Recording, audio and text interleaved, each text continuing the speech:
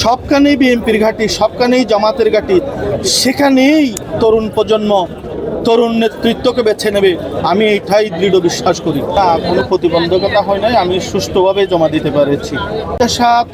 প্রত্যাশা আছে তরুণ প্রজন্মের একজন প্রার্থী হিসাবে আমাকে এলাকার লোকজন গ্রহণ করতেছে, এটা আমি সাড়া পাচ্ছি। আমি আশা করতেছি আমি বিজয়ী হব ইনশাল্লাহ। জেলা আমিরের কথা, জেলা আমির প্রার্থী হয়েছে, উপজেলা বিএনপির সভাপতি প্রার্থী হয়েছে, ওনারা আমার মুরব্বী, ওনাদের সম্পর্কে আমি মন্তব্য করতে চাই না।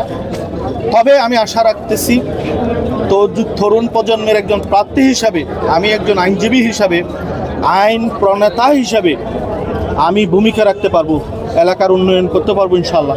সবখানেই বিএনপির ঘাঁটি, সবখানেই জামাতের ঘাঁটি, সেখানেই তরুণ প্রজন্ম তরুণ নেতৃত্বকে বেছে নেবে, আমি এটাই দৃঢ় বিশ্বাস করি।